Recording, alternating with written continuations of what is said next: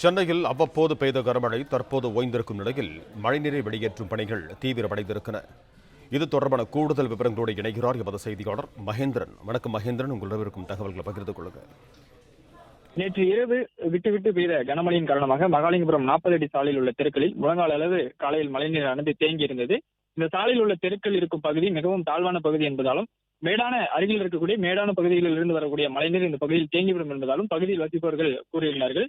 தேங்கியிருந்த மழைநீரை இரவிலிருந்து சாலையோரத்தில் இருக்கக்கூடிய வடிகால்கள் மூலமாக மோட்டார்கள் உதவியின்றி அடைப்புகளை மட்டுமே சரி செய்து வெளியேற்றும் பணியில் மாநகராட்சி ஊழியர்கள் ஈடுபட்டு வந்தார்கள். இந்நிலையில் 40 அடி சாலையில் உள்ள வடிகால்களிலிருந்து மழைநீர் வெளியேறாததால் செய்தி வெளியான பிறகு தகவல் அறிந்த மாநகராட்சி ஊழியர்கள் தற்போது கடந்த 2 மணி நேரத்துக்கு மேலாக டிராக்டர் உதவியுடன் மோட்டார் வைத்து மழைநீரை வெளியேற்றி வருகின்றனர். மேலும் காலையில் தொடர்ந்து மிதமான மழை பெய்து வந்த காரணத்தினால் மழைநீரை வெளியேற்றுவதில் சிரமம் இருந்ததாகவும் தெரிவித்திருந்தார்கள். தற்போது கிட்டத்தட்ட 2 மணி நேரத்துக்கு மேலாக மழைநீர் ஓய்ந்திருக்கக்கூடிய ஒரு காரணத்தினால் 40 அடி சாலையில் மழைநீரை வெளியேற்றி அருகில் இருக்கக்கூடிய மகாலிங்கபுரம் பிரதான சாலையில் மழைநீரை வெளியேற்றி வருகின்றனர். மகாலிங்கபுரம் பிரதான சாலையில் வெளியேற்றப்படும் மழைநீர் அந்த சாலையில் உள்ள வடிகால்கள் வாயிலாக வெளியேறுகிறது. காலை 10 மணி அளவில் முழங்கால் அளவிற்கு மழைநீர் தேங்கியிருந்த நிலையில் மோட்டார் மூலம் மழைநீர் தற்போது வெளியேற்றப்பட்டு வருவதால் மழைநீர் வெகுவாக வடிந்து வருகிறது. தொடர்ந்து நுங்கம்பாக்கம் பகுதியில் இருக்கக்கூடிய பல்வேறு பகுதிகளிலும் இந்த மழைநீரை வெளியேற்றும் பணியானது தற்பொழுது தீவிரமாக நடைபெற்று வருகிறது. பல்வேறு இடங்களிலும் மோட்டார் இல்லாத இடங்களில் தற்பொழுது மோட்டார் வைத்து மழைநீரை வெளியேற்றும் பணியில் மாநகராட்சி ஊழியர்கள் ஈடுபட்டு வருகிறார்கள்.